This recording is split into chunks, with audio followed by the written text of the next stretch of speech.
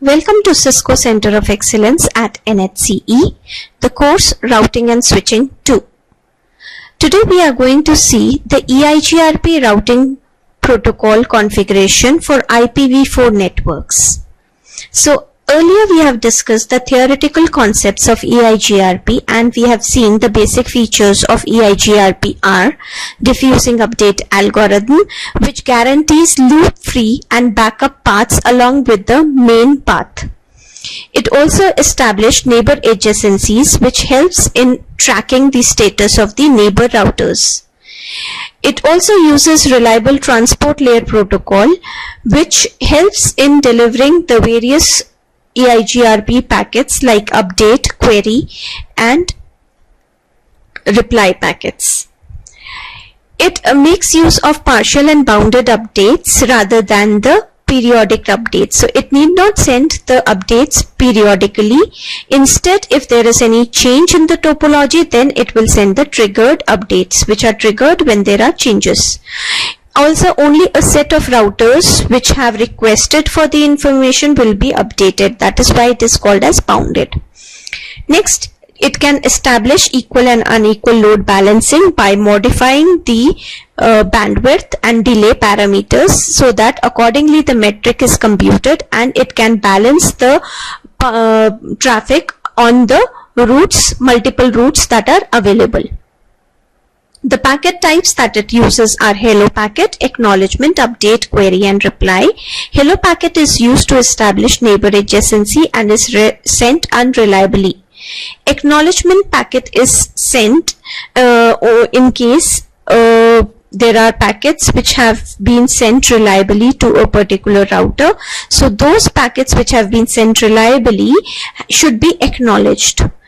Right, so those packets which are sent reliably are update, query, and reply, which require the acknowledgement.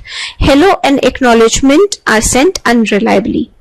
So update packet contains the entire network topology or the routing information at a particular router, so that it exchanges with its neighbors so that they get the information of the remote networks. Query packet is sent when a particular router wants to get information about certain networks, and the reply packet is sent as a response to these query packets by the routers. So we are going to look at this configuration of the topology where we have router 0, router 1 and router 3 within one autonomous system. The autonomous system number that we are going to use for our configuration is 1. You have to follow whichever is given in the question. So we have three networks here, 192.168.2.0 network. Then this is the serial link 10.10.10.0/30, and this is another one network for 20.20.20.0/30, and another network 192.168.1.0 network, right? So these belongs within the autonomous system, and this router R0 is connected to the outside public network, that is the internet, via the router 2. Right, so basically EIGRP has to be done on router 0, 1 and 3. For public network on router 0 we have to configure a default route, and on router 2 also we will configure a default route, because we don't know, this is the ISP router, which is the internet service provider router, internet router. This router does not know what all networks we have configured within our autonomous system. So let's say this is a NHCE autonomous system. Okay, this is the NHCE campus network, right? So this is one building, this is another building, and both the building routers are connected to the main router, which is connecting to the internet. So this internet service provider router doesn't know what all networks we have configured within our campus. So for that we need to do default route. So the configuration, first we have to make sure that IP addresses are configured, which was covered as part of routing switching 1 course, how to configure the IP addresses and how to create the topology. We are going to focus at configuration of EIGRP on router 0, 1 and 3 using the autonomous system number 1. The router IDs as 1.1.1.1, 2.2.2.2, 3.3.3.3. Then we have to configure the default route on R node and propagate to other routers, that is router number 1 and 3, and configure static route on router 2 so that it can connect or send back the replies to the destinations which are within the autonomous system. So we'll look at the configuration. Coming to the topology, see, we have router 0, so we'll start the configuration. We'll go to the router configuration mode, and there we will type router EIGRP and give the autonomous system number as 1, and then we have to give the router ID. EIGRP router ID 1.1.1.1. Router ID is a 32-bit number, right? And this we can manually configure. If we do not configure manually in IPv4 networks, then the highest loopback interface which is configured on the router will become the router ID. If we don't have the loopback interface, then whichever is the highest configured IP address on that router will become the router ID. So here we are giving it manually. If we wouldn't have given it manually, then whichever is the highest configured IP address, here we have given 10.10.10.1, and here we'll be giving 20.20.20.1. So obviously 20.20.20.1 is greater, so that will become the router ID if we do not give it manually. But because we have given it manually, so this will be the router ID. Now, after that, we have to tell what all networks are directly connected to this router. See, we are not going to include this internet, the public network we are not going to include because it is not within the autonomous system. Within the autonomous system, we have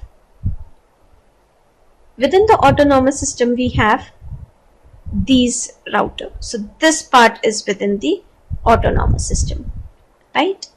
So we are going to look at this particular thing. So on router 0, the networks which are directly connected are 10.10.10.0 and 20.20.20.0. So we'll go to this router and say network 10.10.10.0.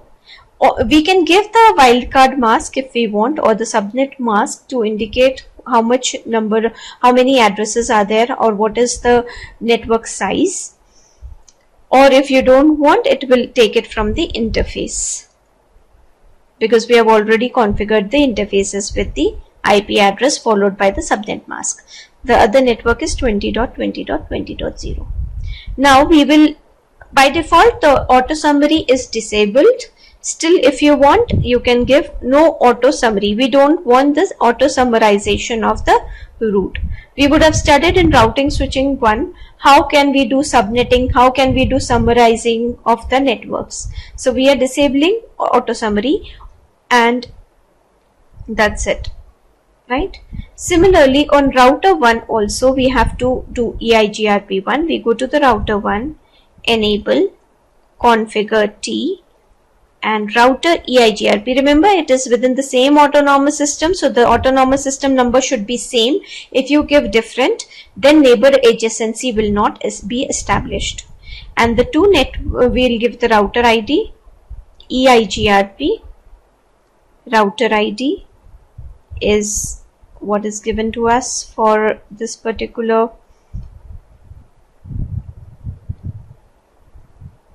We have been given 2.2.2. So we'll take 2.2.2, 2.2.2.2, and then the two networks it is directly connected is, see, router 1 is connected 1 to 10.10.10.0 and the other one is 192.168.2.0. So we are going to write both these networks. So the moment I'll write network 10.10.0, the neighbor adjacency will be established with 10.10. I have given this router 0, here serial interface has 10.10.10.1. So because I had configured this particular network on router 0, the neighbor adjacency has been established.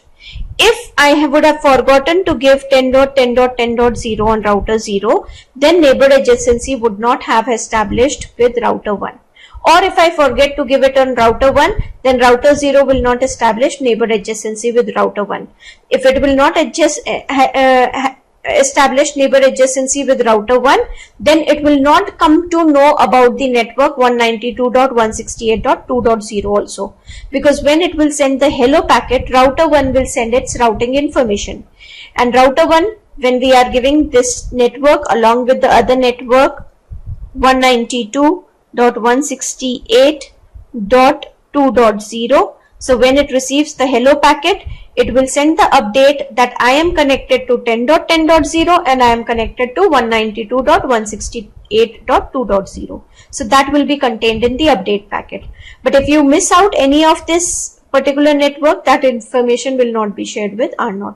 If you missed out 10.10. neighbor adjacency itself will not be established. And then again you can do no auto summary, and here we also need to do passive interface. See, this hello packet, update packet, query packet all needs to be exchanged over the serial interfaces. There is no point sending this hello packet, update packet to the PCs. PCs do not help in routing. They are the end devices. Who helps in routing? The layer 3 devices, which are the routers. So they have the purpose of having the hello packet, update packet. Sending these packets to PC is useless, and we need not waste the bandwidth by sending them. So what we will do, that we need not send these particular packets on the gigabit interface. So we will say that make the passive interface as the gigabit G0 by 0. This indicates that do not send any routing related information on this particular interface. And then we will come out. Then we will go to router 3. In router 3 also, enable configure T and router EIGRP 1. See, autonomous system number remains the same. And then we are going to write EIGRP router ID. We'll give the router ID 3.3.3.3. So that I've written O instead of I, I'll just replace it. Right.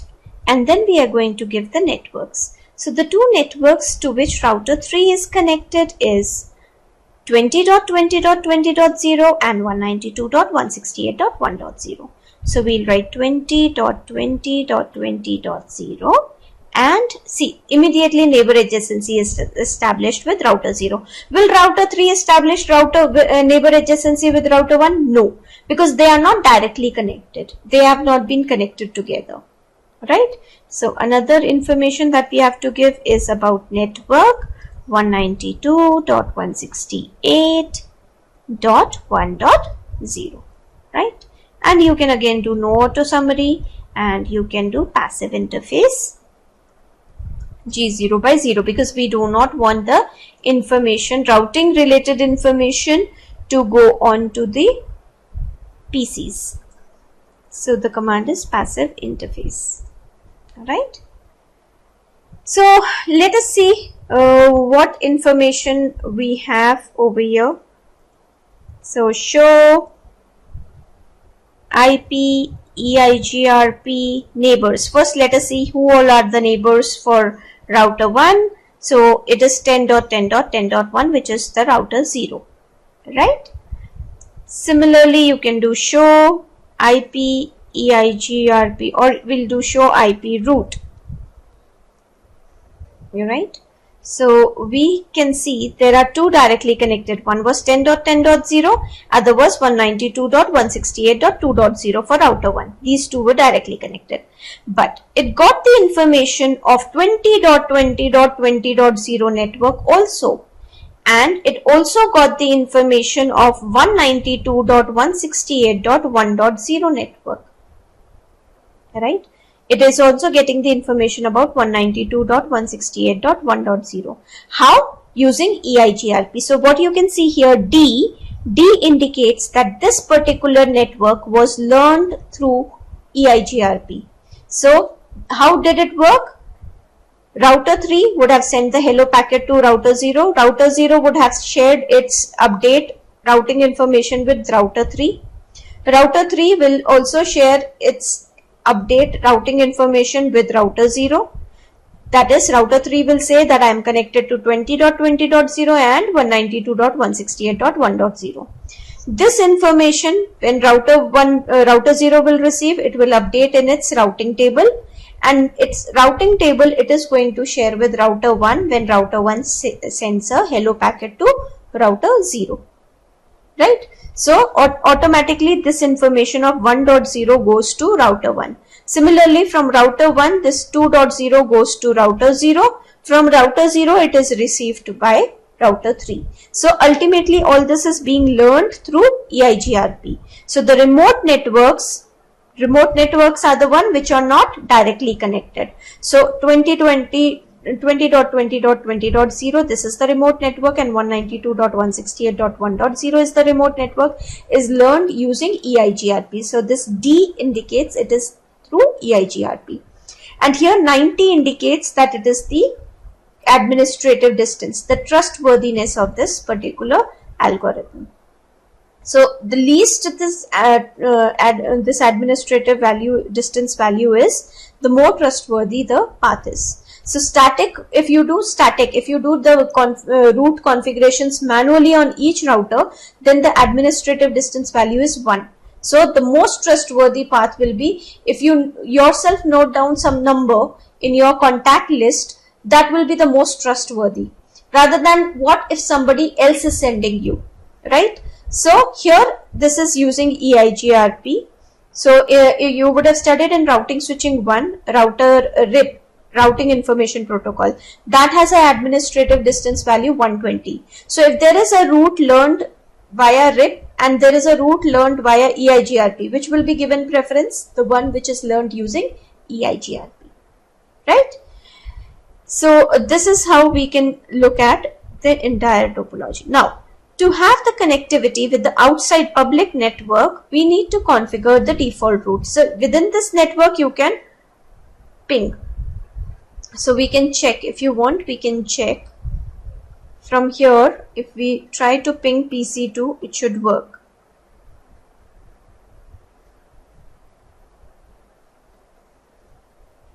So we'll take a packet.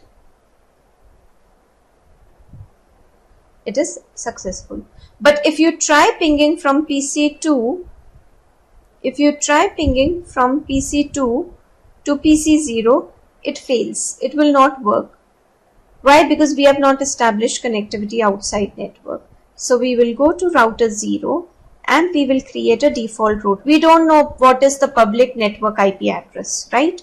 So if I am the administrator, network administrator of New Horizon campus, I don't know what is there outside in the public network, what all network addresses are being used. So I'll come out of this and I'll go to the configuration mode and say IP route. How do we give the default route? Already done in routing switching 1 course, 0.0.0.0, 0.0.0.0. So this is the network address followed by the subnet mask, and the exit interface is S00. So anything which is not found within the autonomous system should be given outside the autonomous system. So those packets should leave through the interface S000, right? Now this route that we have configured is only local to router 0.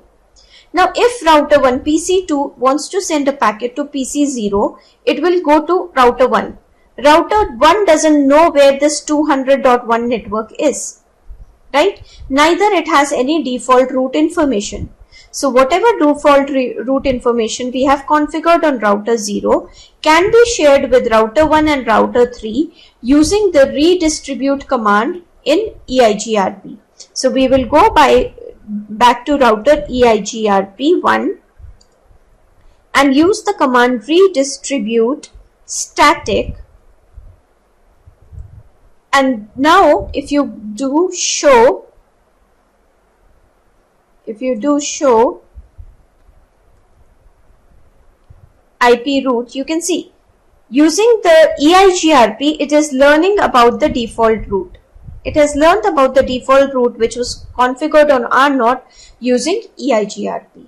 Similarly, R3 would have also learned about it. Now if we try pinging, still it might not work. The reason being that from PC0, PC2 will be able to send the packet to PC0, but when the reply has to come back for this packet which has been sent to PC0, it won't be able to come back because router 2 doesn't know where 192.168.2.0 network is. So for that, the router 2, which is the ISP, Internet Service Provider router, it doesn't know what all networks we have configured within our network. So we need to do a default route on this.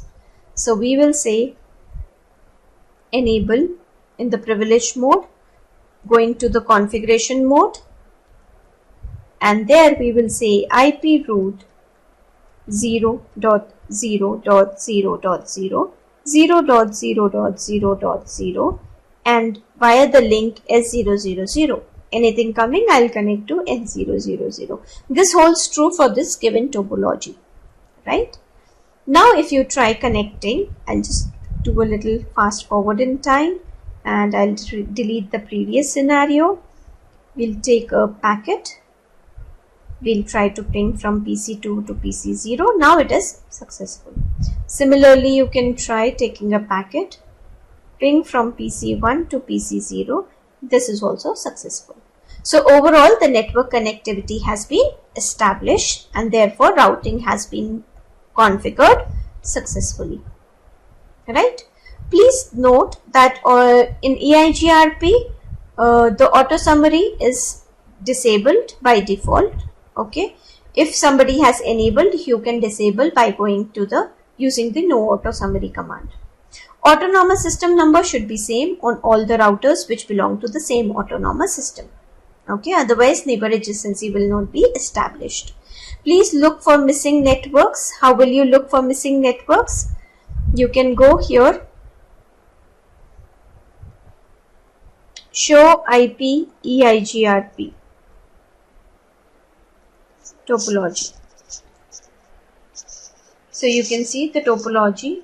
You can also see show IP EIGRP